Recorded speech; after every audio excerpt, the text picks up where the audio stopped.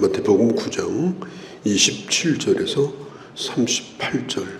예수님께서 관리의 딸이 죽었을 때 그 집에 가셔서 마치 죽은 자를 살리는 것이 잠자는 자를 깨우듯이 그 아이를 고쳐주셨고 그 집에서 나오게 됩니다. 그런데 곧바로 두 사람이 또 예수님을 따라옵니다. 그가 누구냐면 앞을 못 보는 맹인입니다. 그가 이렇게 부르짖습니다. 다윗의 자손이여 불쌍히 여기소서. 다윗의 자손이라고 하는 말은 그리스도라는 말입니다. 하나님의 아들이라는 말입니다. 그들은 예수님을 본 적도 없습니다. 앞을 못 보니까. 그렇지만 예수님에 대한 소문을 잘 들었습니다. 그들은 결론을 내린 거예요. 저분은 다윗의 자손이다. 단순히 병을 고쳐달라고 하는 것이 아니라 예수님이 누구인가를 선포하면서 고쳐달라고 하는데 이게 마지막 기회일 거라고 생각하고 아주 절박하게 예수님을 따라오면서 구원을 요청합니다. 그런데 이상한 것은 예수님이 그냥 집으로 들어가 버리십니다. 그런데 이 사람들이 집에까지 따라와서 고쳐달라고 요청을 합니다. 예를 들어서 이 사람들이 마음으로만 믿고 소리도 안 지르고 따라오지도 않고 이렇게 했다면 아마 그냥 그걸로 끝났을 겁니다. 우리가 하나님 앞에 구할 때 간절히 내 입술을 열어서 구하는 것이 중요합니다. 나를 불쌍히 여겨달라고 주님 앞에 구하는 것이 중요합니다. 주님이 그 소리를 들으시고 묻습니다. 네가 믿는가? 네가 지금 입술로 구한 것을 네가 지금 믿고 구하는 것인가? 이 두 맹인은 대답합니다. 믿습니다. 그렇다면 네 믿음대로 되라. 네가 믿은 대로 되라. 그 맹인은 예수님의 그 말씀을 그대로 믿고 받아들일 때 그 눈이 떠지게 되었습니다. 놀라운 일입니다. 그때 예수님이 말합니다. 그냥 집으로 돌아가서 조용히 살라. 내가 너의 눈을 떠줬다고 하는 거 얘기하지 말라. 예수님은 병자가 왔을 때 고쳐줬습니다. 그러나 그 소문이 더 많이 나는 걸 원치 않았어요. 왜냐하면 병자를 고쳐주시지만 예수님이 하시고자 하는 것은 복음을 전하기를 원하셨거든요. 많은 사람들이 복음을 듣기를 원하셨어요. 예수님에 대한 오해도 있을 수가 있어요. 저분은 병 고치는 분이다. 저분은 기적을 행하는 분이다. 주님은 그것보다도 천국 복음이 증거되기를 원했습니다. 그런데 이 사람들이 입을 다물 수가 없었어요. 참을 수가 없었습니다. 어떻게 보면 불순종이죠. 입 다물라고 했는데. 그런데 예수님의 소문이 더 퍼지게 되었습니다. 31절에 보면 그들이 나가서 예수의 소문을 퍼뜨리고 다녔더라. 은혜 받은 사람은 입을 꼭 다물고 살 수가 없어요. 은혜 받은 얘기를 합니다. 난 여러분들이 오늘 또 은혜 받은 얘기를 하기를 바랍니다. 그게 하나님의 사람입니다. 은혜 받은 얘기, 그 기쁨이 우리 안에 넘쳐서 누군가에게 말한다면 다른 말을 하시지 말고 하나님이 되게 주신 은혜를 꼭 얘기하시기를 바랍니다.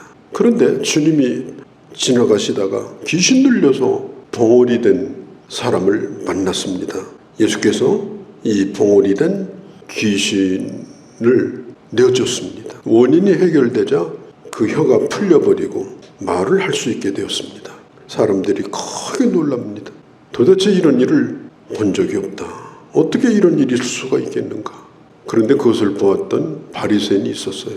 바리새인이 아주 못마땅하게 생각했습니다.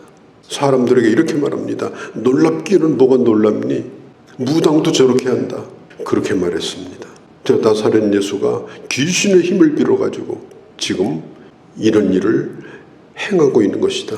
저 예수는 무당이다. 어떤 사람들은 놀라면서 하나님 앞에 영광을 돌리는가 하면 어떤 사람은 하나님이 하신 일을 폄하해서 귀신이 한 일로 왜곡시켜버리는 그런 일을 했습니다.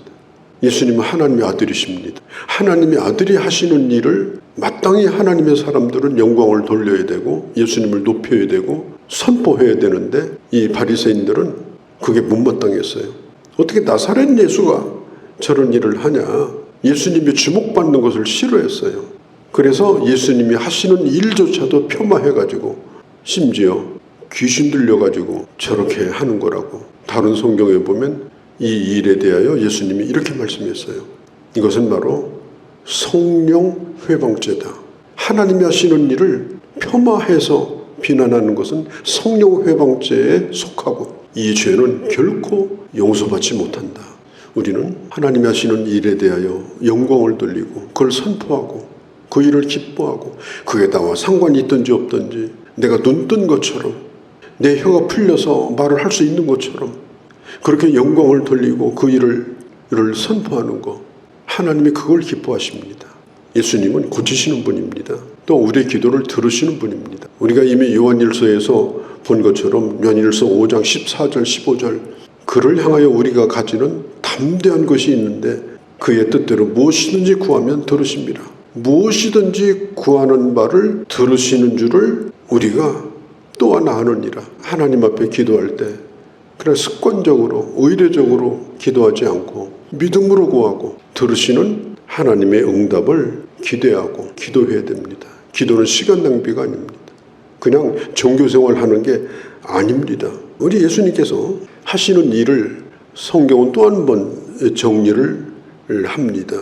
그것이 뭐냐면 35절에 예수께서 모든 도시와 마을에 두루다니사 그들의 회당에서 첫 번째 가르치시고 디다케 가르치시고 그 다음에 천국 복음을 전파하시며 전파한다는 말은 캐리그마입니다. 모든 병과 모든 약한 것을 고치시니 이 고친다는 테라페이야. 자, 예수님이 하셨던 세 가지 사역이 가르치시고 전파하시고 고치는 일이었습니다.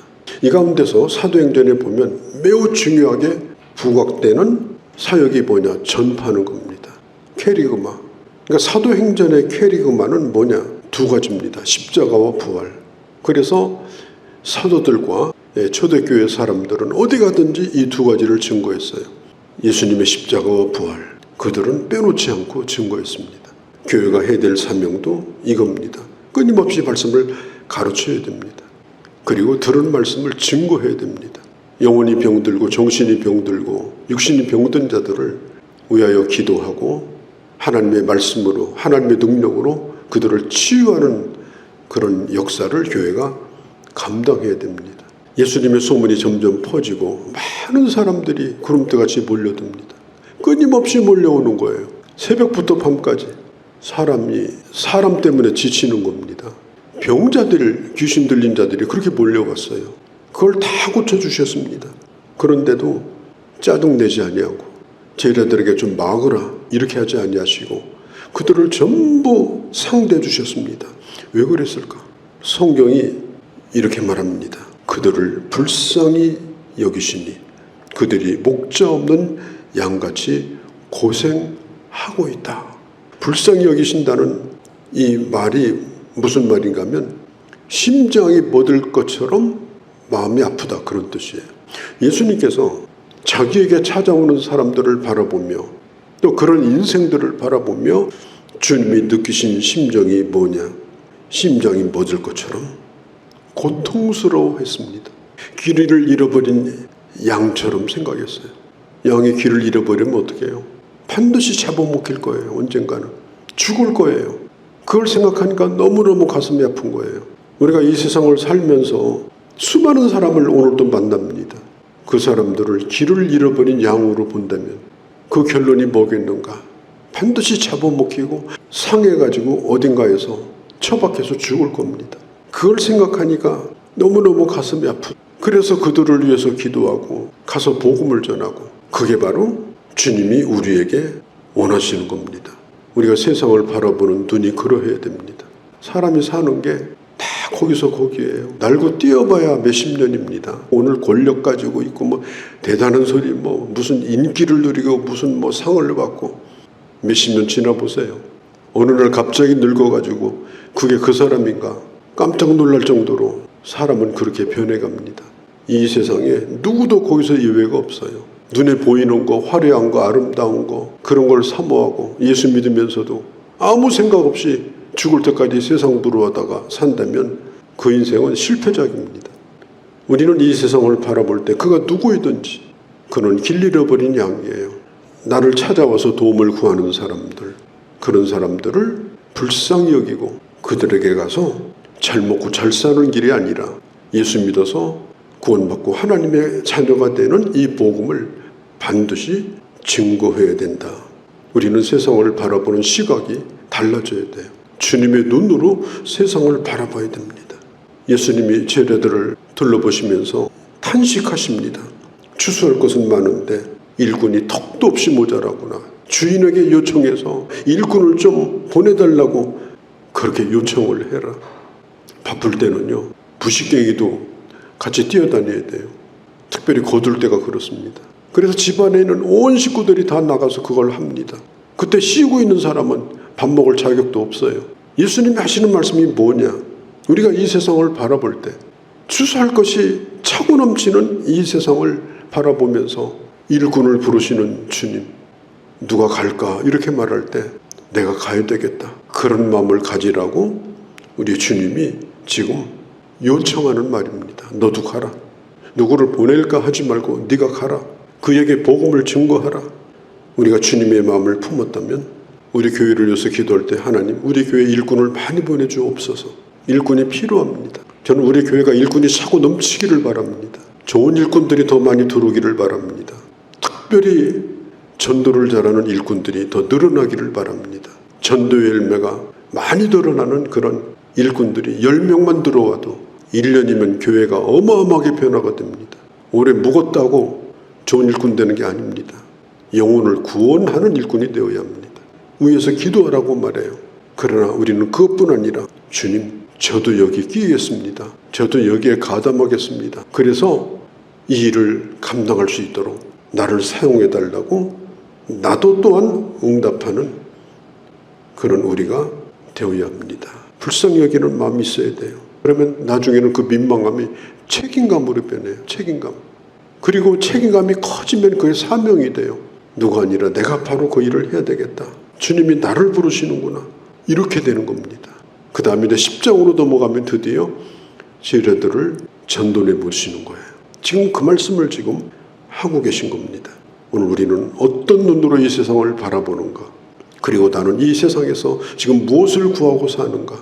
다시 한번 우리가 기도할 때 주님, 내 눈을 치유해 주셔서 하나님의 눈으로 세상을 보고 나도 이 사명 감당하고 함께 일할 수 있는 수많은 일꾼들이 우리 교회에 들어와서 또 젊은이들이 그 일에 헌신해서 그런 일꾼들이 계속해서 일어나서 하나님이 주신 사명을 넉넉히 감당하는 그런 우리 교회가 되게 해달라고, 또한 하나님 앞에 사용되어지는 우리 모두가 되어지기를 바랍니다.